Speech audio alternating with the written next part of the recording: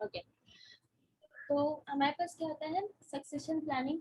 हम succession planning को देख रहे थे। ये हमारा लास्ट सेशन है, इंशाल्लाह इसके बाद हमारा कंप्लीट हो जाएगा। अगर हमारा नेट नहीं जाता तो अभी तक हमारी क्लासेस कंप्लीट हो चुकी होती। अनफॉर्चुनेटली हमारा नेट चला गया। बेटे ये जो एट द एंड कुछ बच्चे इंटर हो रहे हैं बेटे, मैं इनकी अटेंडेंस बिल्कुल भी काउंट नहीं करूंगी। ये जो 2-2 मिनट क्लास खत्म होने से पहले इंटर हो जाते हैं ना बेटे, ये अरीबा एंड तलहा, मैंने दोनों के नाम नोट कर लिए, ठीक है। तो इस तरह से बिल्कुल नहीं होगा।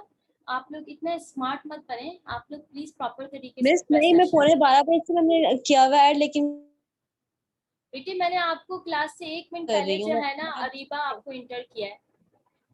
मिस मैंने मैसेज अभी किया है, लेकिन मैं कब से मोबाइल लेके बैठी हूँ, मैं बार बार ट्राई कर रही हूँ। गुलाम नबी ने भी आपको मैसेज किया है, लेकिन आपने उसको भी एक्सेप्ट नहीं किया था। हम बार बार मैसेज कर रहे थे, मैं बेटे 12:15 से लेके मेरी बात सुने, जिस तरह से अभी आप जैसे मैंने लिंक भेजा और आप फॉरन से इंटर हो गए, पहले भी आपको ऐसे ही करना चाहिए था। आप लोग मिस जब मैं पूरे, 5 मिनट के लिए हाँ पूरे मिस टाइम तो 5 मैं मिनट पूरे टाइम तो मैं बार बार बॉक्स को नहीं देख सकती ना कि मैं आप लोग की मिस जब रिक्वेस्ट देखती रहूं। बिल्कुल जब आपने क्लास एंड हुई, सेशन खत्म हुआ है, उसके बाद में स्लाइड चली गई थी, जनरेटर ऑन करने में टाइम लगा, 10 मिनट उसमें वेस्ट हो गए। जब जनरेटर ऑन हुआ, नेट ऑन हुआ, मैंने आपको बार बार रिक्वेस्ट भेज रही थी, लेकिन आपने एक्सेप्ट नहीं किया। 5 मिनट पहले नहीं आई, मैं कब से आई हुई हूँ।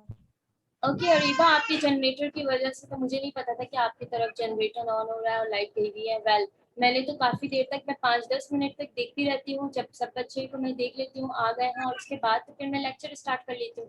फिर मुझे स्लाइड्स देखनी होती है, मैं तो बच्चों के फौरन अभी क्वेश्चन 4 मिनट पहले एडी में होती हूँ, तो मैं तो फौरन ऐड हो जाती हूँ। मैं 5 मिनट पहले नहीं आई।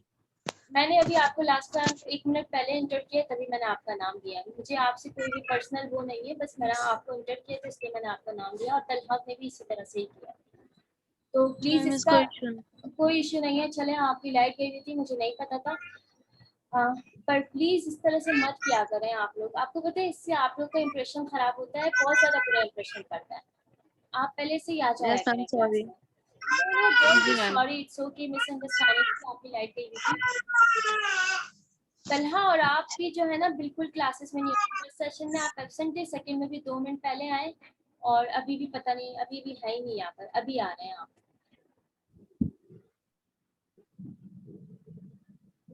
ओके, सक्सेशन प्लानिंग में हमारे पास क्या होता है, the process of ensuring a suitable supply of successor for current and future senior and की जॉब्स, ठीक है।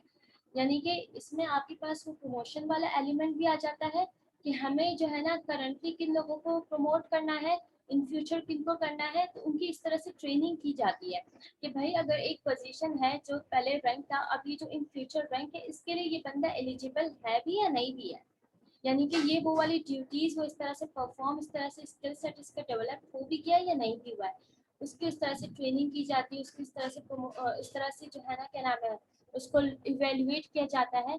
क्योंकि कंपनी पे ये कौन है जो इस पे मार्किंग कर रहा है,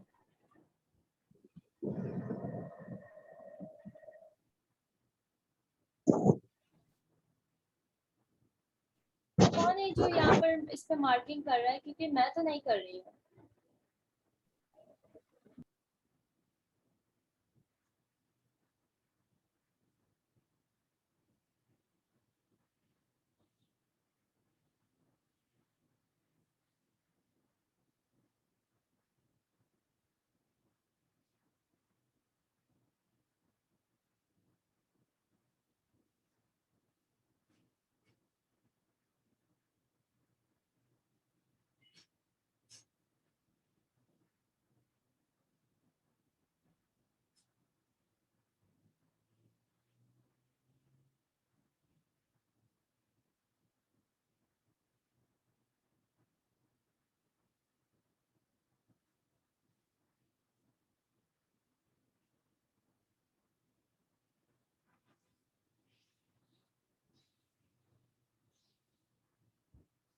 ओके, तो हमारे पास सक्सेशन प्लानिंग क्या होता है कि किसी भी इम्पोर्टेंट पोजीशन के लिए, यानी किसी भी जो हमारे पास एग्जीक्यूटिव पोजीशन होता है या सीनियर पोजीशन होती है, उसके लिए जो है ना आपके ऑर्गेनाइजेशन में जो लोग होते हैं उनमें से किसी को प्रिपेयर करना।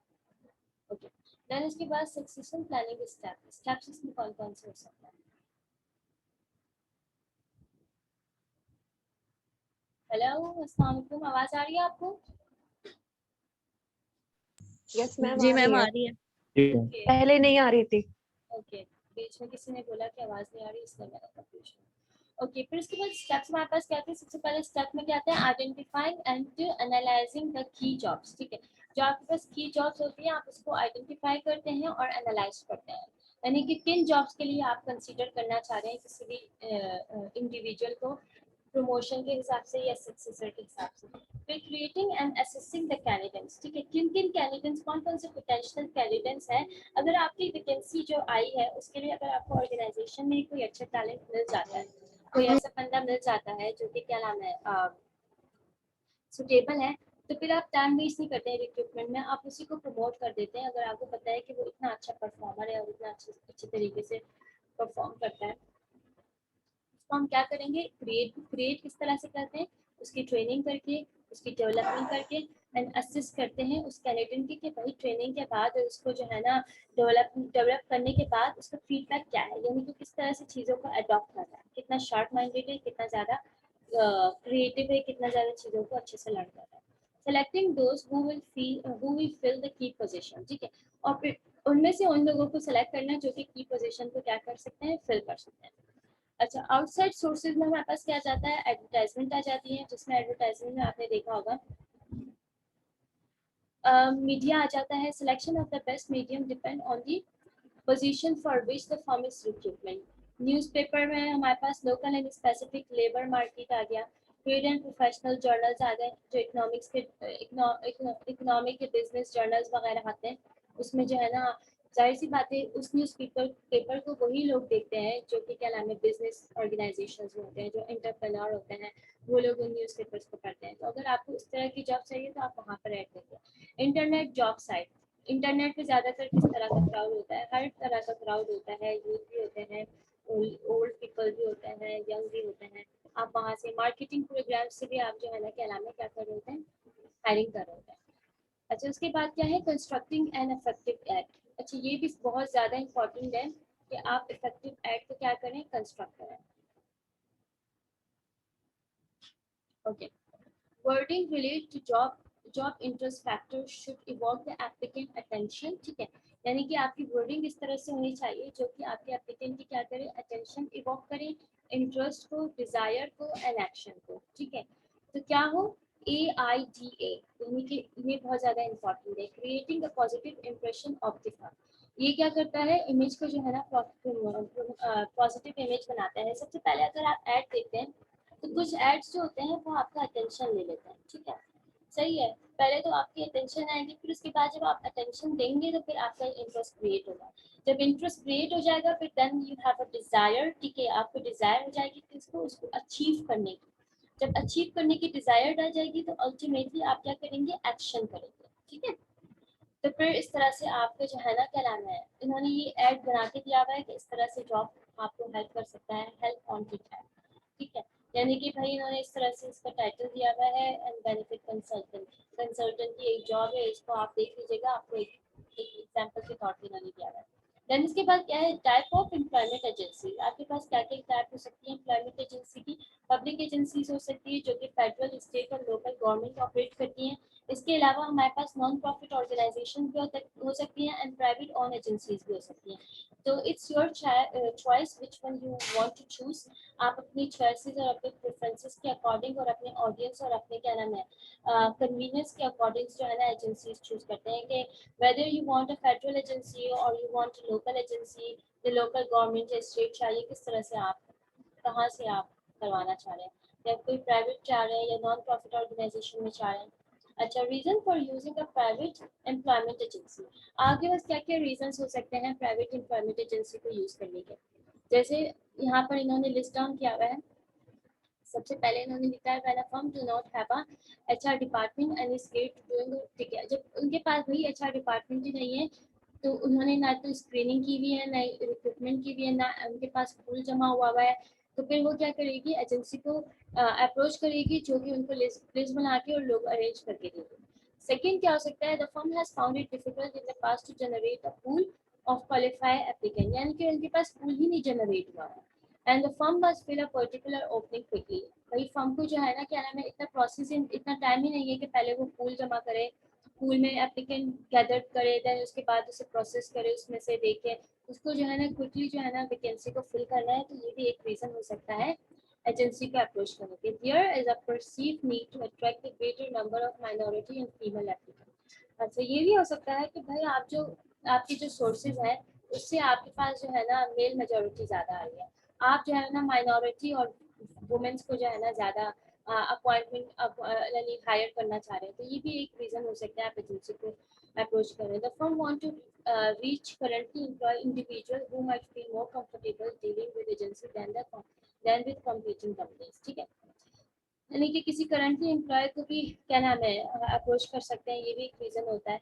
The firm want to cut down on the time is devoted to, अपना टाइम ही बचाना चाह रही है, जो मैंने आपसे बोला था ना कि आउटसोर्सिंग करती है, यानी कि खुद अपना टाइम ही नहीं वेस्ट करना चाह रही कि हम इतना टाइम नहीं वेस्ट करें रिक्रूटमेंट सिलेक्शन, ये भी कॉस्ट इफेक्टिव हो, कॉस्ट और टाइम कंज्यूमिंग मेथड है। तो क्या करती है वो एजेंसी को डायरेक्ट अप्रोच कर देती है एंड वो उसको जो है ना क्या नाम है टैलेंटेड कैंडिडेट प्रोवाइड कर देते हैं। Avoiding problem with employment agency, क्या क्या प्रॉब्लम्स को जो है ना क्या नाम है अवॉइड किया जाता है, अवॉइड करना चाहिए एजेंसी को हायर करते हुए। सबसे पहले क्या है, give the agency an accurate and complete job description. पहले तो आप उसको सही से डिटेल में बता दें कि आपको किस तरह का टैलेंट चाहिए, ताकि वो जो है ना आपको right person for the right job prefer करें। Then make sure test and application blank and interview are part of the agency selection। Agency को आप ये भी बताएं कि भाई हम सिर्फ क्या नाम है आप हमें हायर मतलब कैंडिडेट नहीं ढूंढ के दे, बल्कि आप उससे टेस्ट भी लें, जॉब एप्लीकेशन भी फिल करवाएं, फिर उनके इंटरव्यू भी कंडक्ट करें, पूरा सिलेक्शन प्रोसेस को जो है ना आप फॉलो करें, ये भी मेक श्योर करना जरूरी है। Periodically review data on candidate accepted or rejected by your firm and by the agency. ठीक है, आप जो है ना डेटा को एनालाइज करें, जो कैंडिडेट आपने रिजेक्ट किए हैं, जो एक्सेप्ट किया है, ठीक है, and checked on the effectiveness and fairness of the agency screening process। अच्छा, आपने पूरी स्क्रीनिंग प्रोसेस ही एजेंसी के हैंड ओवर किया हुआ है, तो आप उसकी एफिशिएंसी और इफेक्टिवनेस भी देखिए कि भाई ट्रांसपेरेंट तरीके से कर रहे हैं या फिर कुछ कर रहे हैं, आप देखते नहीं हैं। मैं आपको एग्जांपल दे देती हूँ, जैसे कि बहुत सारे हायर करती हैं स्टूडेंट्स को, हायर नहीं मतलब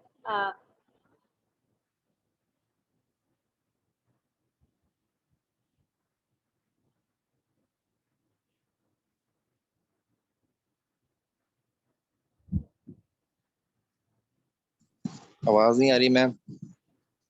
ओके, जैसे कि आपने देखा होगा कि जैसे कि यूनिवर्सिटीज़ के जो टेस्ट होते हैं, मेडिकल यूनिवर्सिटीज़ के, दूसरी यूनिवर्सिटीज़ के, उनके जो टेस्ट वगैरह होते हैं वो एक टेस्ट क्या नाम है NTS दे रही है इस तरह से उनके बिहाफ पे, क्योंकि उन्होंने आउटसोर्स कर दिया अपने इस काम को। इसी तरह जो कंपनीज होती हैं उनकी हायरिंग भी जो है ना क्या नाम है अलग से कोई और कर रहा होता है, तो उसकी जो है ना उस प्रोसेस की जो है ना ट्रांसपेरेंसी भी चेक करना बहुत ज़रूरी होती है। Review the internet and a few back issue of the Sunday classify add to review the agency that handle the position to be filled। यानी कि भाई आपके जो संडे क्लासिफाइड में ऐड आते हैं उनको भी जो है ना आप देख सकते हैं और पता लगा सकते हैं कि भाई कौन कौन सी एजेंसीज हैं जो कि आपको ये सहूलत दे सकती है या फिर ये लग्जरी दे सकती है, आपको संडे क्लासिफाइड में भी पता चल जाएगा। अच्छा, temp agency and alternative staffing, temp agency किसे कहते हैं?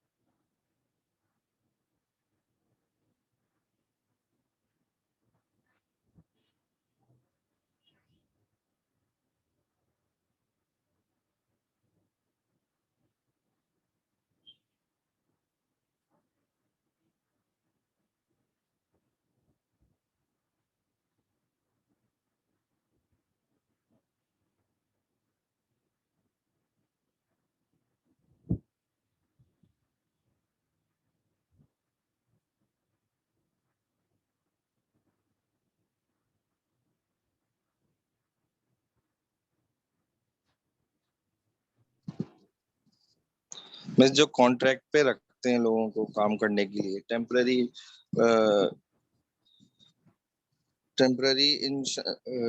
स्कार्सिटी को कम करने के लिए।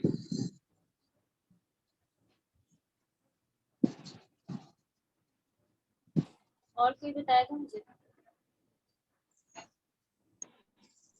मैम मतलब टेम्परेरीली जो है वो मतलब स्टाफिंग के लिए जो है ना वो होती है एजेंसीज बनाई जाती है जो एम्प्लॉयज को जो है वो एम्प्लॉयर से मिलवाती है।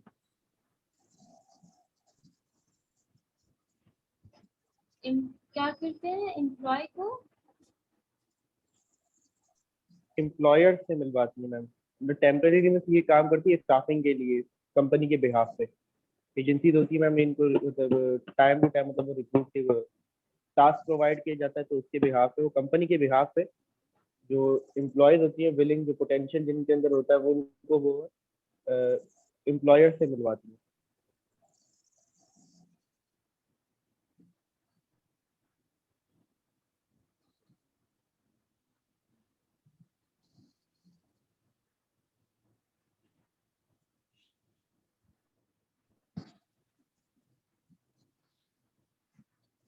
और कोई बता दे, गर्ल्स में भी कोई बता दे। और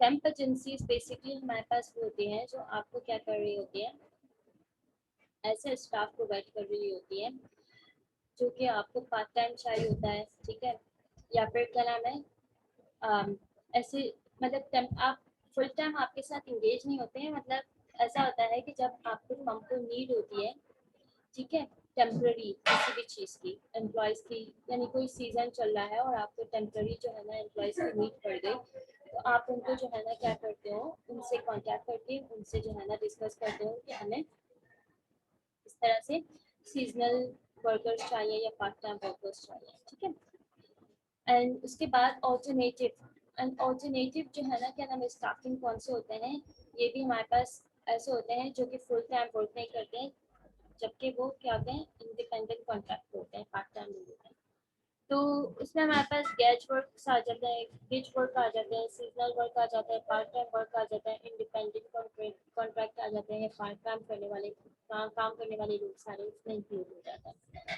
अच्छा, बेनिफिट ऑफ टेम्प्स के हमारे पास क्या आ जाता है, हमें सिर्फ जब काम करते हैं उस टाइम पे करते हैं, pay only when working, more productive, no recruitment screening, payroll, administrative, यानी हम भाई रिक्रूटमेंट स्क्रीनिंग और ये सब भी नहीं करने की ज़रूरत है, बस हमारा जितना काम है उसके हम उन्हें पैसे दे देंगे और वो काम कर दे देंगे। फीस पे तो टेम्प एजेंसी हमें फीस पे करनी होती है, कॉस्ट ऑफ टेम्प में हमारे पास कहते हैं फीस पे करनी होती है, lack of commitment to firm, firm के साथ जो है ना लैक ऑफ कमिटमेंट होती है, क्योंकि वो टेम्पररी होता है ना, पार्ट टाइम होता है, कोई हमेशा हमेशा का नहीं होता है, इसीलिए फुल टाइम नहीं होता। कंसर्न ऑफ टेम्प एम्प्लॉयज, सही है। सबसे पहले उसके क्या क्या कंसर्न हो सकते हैं, सबसे पहले क्या होता है हमारे पास, treatment by employer in a deformalizing and personal and ultimately discouraging, यानी कि जो एम्प्लॉयर होते हैं वो जो है ना, क्योंकि जाहिर सी बात है वो उनके साथ फुल डे काम नहीं कर रहे होते हैं। जब आप एक ऑर्गेनाइजेशन में रोज जाते हैं, रोज उठते हैं, बैठते हैं, 8 आवर्स 10 आवर्स आपका काम होता है, तो आप एक फैमिली की तरह हो जाते हैं।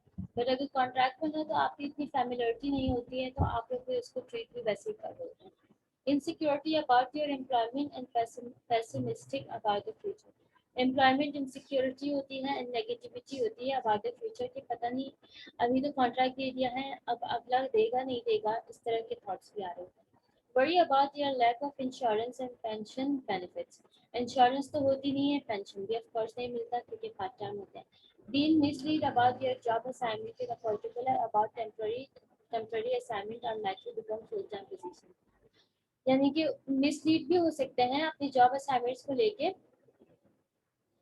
ठीक है, in particular about in whether the temporary assignment were likely to become full time position, ठीक है, यानी मिसलीड इन दैट सेंस कि वो ये सोच रहे होते हैं कि ये टेम्पररी असाइनमेंट हो सकता है इन फ्यूचर फुल टाइम हो जाए या नहीं हो, इस तरह से कोई मिसकंसेप्शंस भी आ सकती है।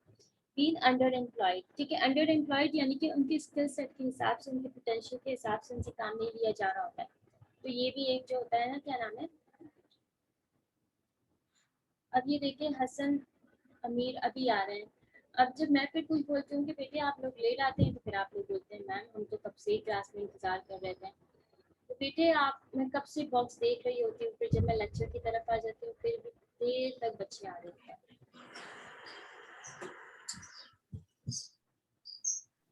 ओके, बीइंग अंडर एम्प्लॉय का मतलब ये है कि जितना उसका पोटेंशियल है, जो उसके स्किल सेट है, उसके उसके अकॉर्डिंग जो है ना, उससे काम नहीं लिया जा रहा, क्योंकि वो पार्ट टाइम है, ठीक है, यानी फुल टाइम लेबर मार्केट में नहीं है, ठीक है। एंड देन उसके बाद in general there were angry towards a corporate world, यानी कि उसकी एंगर होती है बिजनेस वर्ल्ड के तरफ, बिकॉज उसको जो है ना, क्या नाम है, उसका पूरा सही से राइट नहीं मिल रहा होता है। It's value participant repeatedly express the feeling of disintention, ठीक है, यानी कि उनके जो है ना वैल्यू सेट्स और जो उनके जो है ना एक्सप्रेस फीलिंग, यानी कि उसको जो है ना ग्रुप की तरह ट्रीट नहीं किया जा रहा होता है, आउट ऑफ द फर्म, यानी कि फर्म मेंबर नहीं होता तो उस तरह से ट्रीट किया जाता है। तो ऑल ओवर उसको एक एग्रेशन होती है बिजनेस वर्ल्ड की। कॉर्पोरेट वर्ल्ड हमारे पास क्या होता है, बिजनेस वर्ल्ड का, उसकी तरफ एक एग्रेशन होती है। तो ये कुछ चीज़ें होती है हमारे पास। देन उसके बाद हमारे पास क्या है, guideline for using the temporary employ, ठीक है। क्या गाइडलाइन हो सकती है टेम्पररी एम्प्लॉयज को यूज करने के लिए? Do not train your contingent workers, ठीक है, यानी आप ट्रेन ना करें अपने कॉन्टीजेंट वर्कर को, यानी जो आपके पास क्या कर रहा हो, कॉन्ट्रैक्ट पे जो काम कर रहा होता है ना, उसको आपको ट्रेन नहीं करना होता। Do not negotiate the pay rate of your contingent worker, यानी कि आप उसके साथ negotiate नहीं कर सकते हैं अपने pay rate. Do not coach or counsel a contingent worker on his job performance, यानी आपको उसकी काउंसलिंग करने की भी जरूरत नहीं होती है, ये जो जो लोग परमानेंट होती है उनको होती है। Do not negotiate a contingent worker vocational और पर्सनल स्टैंडर्ड, ठीक है, ये भी नहीं आपको जो है ना डिस्कस करना होता है कि छुट्टियां कब होती है, holidays. Do not routinely include contingent worker in your company employ function, आपको नहीं बताना होता है day to day function of our company के डे टू डे फंक्शन क्या है। कॉन्टीजेंट वर्कर आप नॉर्मल एम्प्लॉयज की तरह जो है ना चीज़ों को यूटिलाइज और फैसिलिटीज को यूटिलाइज नहीं कर सकता।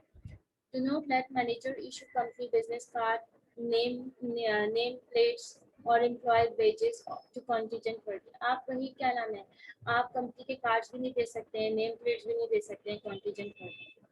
मैनेजर से आप harassment एंड डिस्क्रिमिनेशन इश्यूज भी नहीं, contingent वर्कर से आप हरेसमेंट या फिर डिस्क्रिमिनेशन इश्यूज भी ऑर्गेनाइजेशन के डिस्कस नहीं कर सकते, क्योंकि इससे आपकी कंपनी की क्या होगी, बैकलॉन्ग होगी। Do not discuss the job opportunity and the contingent working suitability for them directly. उनसे आप डायरेक्टली जो है ना जॉब अपॉर्चुनिटी और उनकी suitability को भी डिस्कस नहीं कर सकते। Do not terminate a contingent worker directly. आप उसको डायरेक्टली क्या नाम टर्मिनेट भी नहीं कर सकते। आपने एक दफ़ा कॉन्ट्रैक्ट दिया, आपको उसकी परफॉर्मेंस समझ नहीं आई, बस आप नेक्स्ट टाइम उसको कॉन्ट्रैक्ट नहीं देंगे, आप डायरेक्टली टर्मिनेट नहीं कर सकते, बिकॉज वो आपके परमानेंट एम्प्लॉय तो है ही। एंड देन उसके बाद क्या है, working with a temp agency, क्योंकि working with a temp agency में सबसे पहले इनवॉइस आ गया। इनवॉइस में हमारे पास क्या आ जाता है, बिल्स आ जाते हैं। टाइम शीट में हमारे पास क्या आ जाते हैं, the time sheet is not just a verification of hour week, ठीक है, यानी कि इसमें हमारे पास टाइम शीट आता है कि इतने इतने आवर्स आपने काम किया या इतने डेज आपने काम किया, इस हिसाब से आपको पे मिली जाएगी। टेम्प टू परमानेंट पॉलिसी, यानी क्या पॉलिसी होगी, टेम्प यानी टेम्परेरी से परमानेंट करने की क्या पॉलिसी होगी, ये भी आप क्या नाम है बता सकते हैं उन्हें।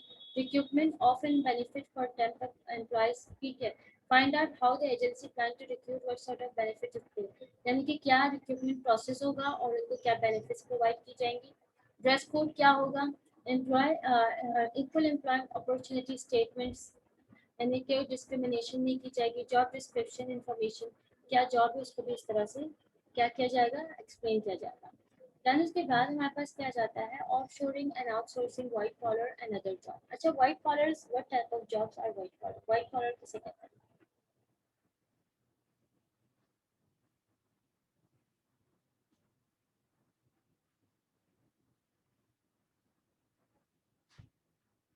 बताएं ना, व्हाइट कॉलर किसे कहते हैं? In office jobs. Office job, थोड़ा तो डिटेल करके बताएं।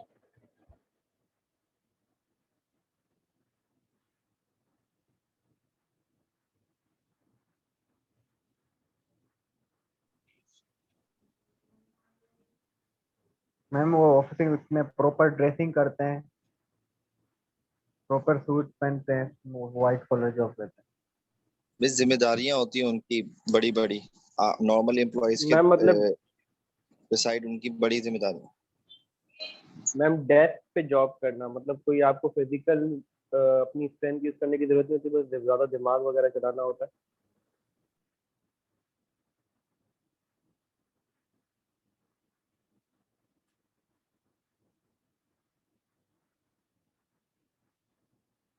ओके, और कोई बताए मुझे?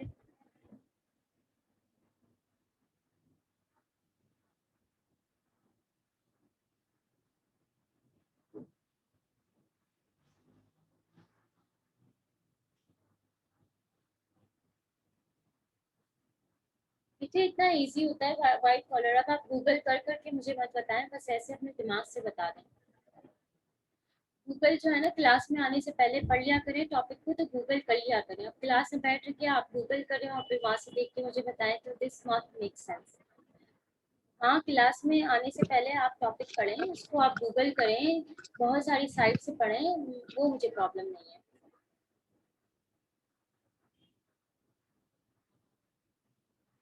व्हाइट कॉलर, बस मैं जी जी बोलो। मैं शरीफ से एग्री हूँ कि जो है ये डेस्क जॉब होती है, मतलब एज जैसा मैनेजर की जॉब हो गई या सीईओ हो गया, तो मिस वो ऐसा वाइट कॉलर होता है, या असिस्टेंट मैनेजर हो गया।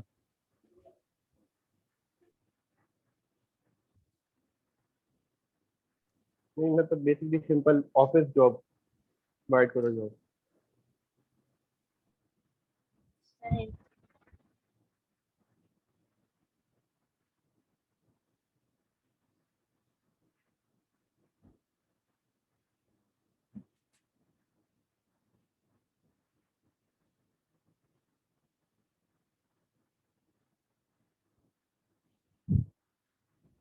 ओके, मैं बता देती हूँ। डेस्क जॉब होती हैं, पर नॉट डेस्क जॉब किसी तरह की भी हो सकती है। इंटेलेक्चुअल डेस्क जॉब होती हैं, ठीक है, इंटेलेक्चुअल डेस्क जॉब होती हैं। एंड हायर सोशल क्लास होती है इनकी, ठीक है। एंड अब ये देखिए रशीदा, अब इस टाइम आप क्लास में इंटर हो रही हैं।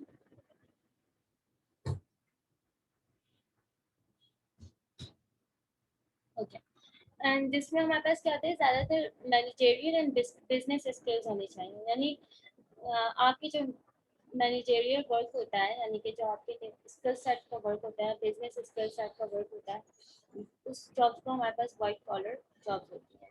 एंड हायर एजुकेशन होनी चाहिए, यानी क्वालिफाई लोगों को हायर किया जाता है, यानी कि ठीक है, इनकी जॉब्स ही ऐसी होती है। मैनेजरियल जॉब जो होती है उनको हम कहते हैं वाइट कॉलर जॉब्स, ठीक है। एंड देन उसके बाद हमारे पास क्या आता है, specific issue in outsourcing, outsourcing jobs abroad, ठीक है।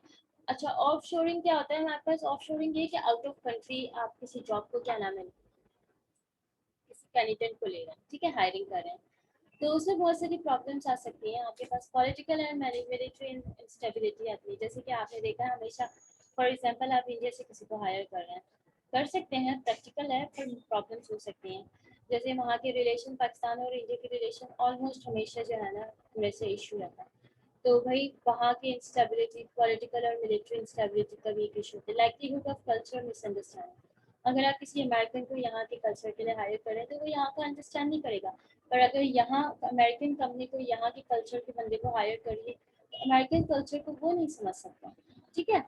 तो ये भी एक ज़रा बड़ा प्रॉब्लम वाला बात होता है कि मिसअंडरस्टैंडिंग ऑफ कल्चर, बिकॉज हम जो प्रोडक्ट या सर्विसेज या फिर कंपनी जो भी चीज़ प्रोड्यूस कर रही होती है, वो कल्चर और क्या नाम है, सिगमेंट और जियोग्राफिकल और डेमोग्राफिक करेक्टरिस्टिक्स के अकॉर्डिंग प्रोड्यूस कर रही होती है। Customer security and privacy concern भी आ जाता है कि भाई का मिसयूज ना हो जाए उनके डेटा को, ठीक है। कोई बाहर का बंदा आ गया, कोई बाहर कंट्री का बंदा आ जाए, वो कोई मिसयूज ना कर ले। Foreign contract liability and legal concern भी आ गए हैं, ठीक है। पर बहुत रिस्ट्रिक्शन हो जाती है, भाई बाहर का कोई बंदा है, उसकी नेशनलिटी का इशू है, फिर लाइबिलिटी है, फिर कॉन्ट्रैक्ट, बहुत सारे लीगल इश्यूज आ जाते हैं। Special training of foreign employ, उनको स्पेशल ट्रेनिंग देनी होगी, पहले तो उनको यहाँ की लैंग्वेज सिखानी होगी, फिर उसके बाद जो है ना यहाँ के कल्चर की नो हाउ देनी होगी, तो बहुत कॉस्टली हो जाता है।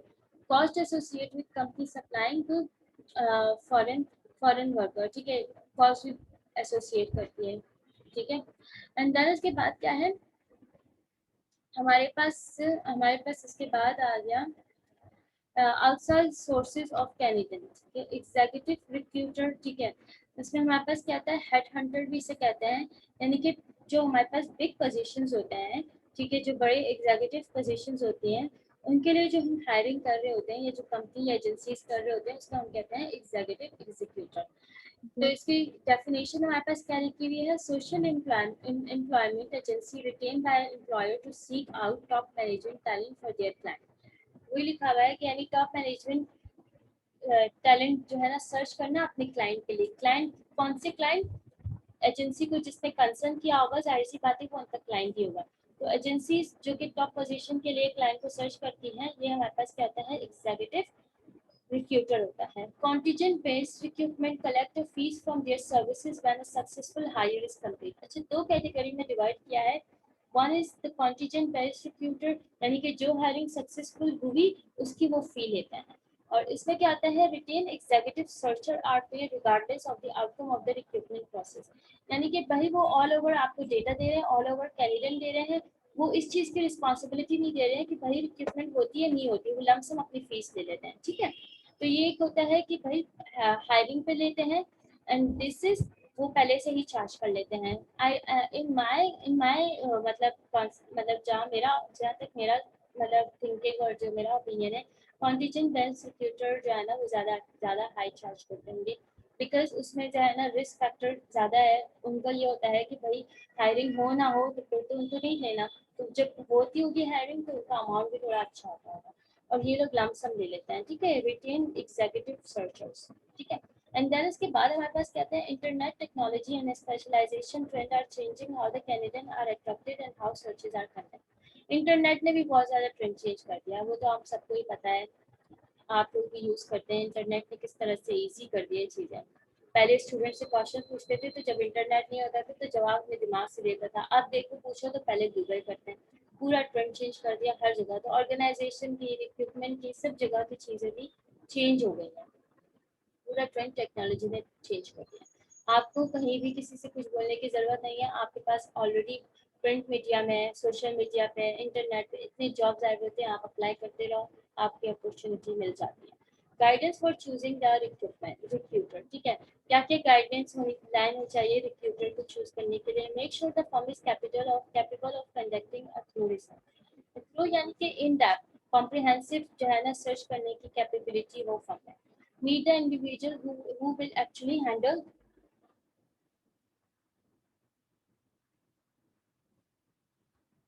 okay meet the individual who will actually handle your assignment, यानी कि ऐसे इंडिविजुअल को हायर करें जो एक्चुअली में आपके असाइनमेंट को क्या कर सके, मीट कर सके। Ask how much the search firm charge, भाई कॉस्ट भी देखनी होती है कि कितना वो चार्ज कर रहा है। अच्छा, उसके बाद क्या है, आउटसाइड सोर्सेज ऑफ कैंडिडेट, जिसमें हमारे पास क्या गया, ODRS आ गया, ऑन डिमांड रिक्रूटमेंट सर्विस, यानी कि आपकी डिमांड पे रिक्रूटमेंट सर्विस मिल रही है। A service that provide short term specialized recruitment to support a specific project without the expense of retaining traditional search firm, यानी कि थ्रू आउट द सीजन आपके साथ नहीं है, बल्कि बस आपकी डिमांड पे जो है ना आपको जो है ना क्या कर रही है, टैलेंटेड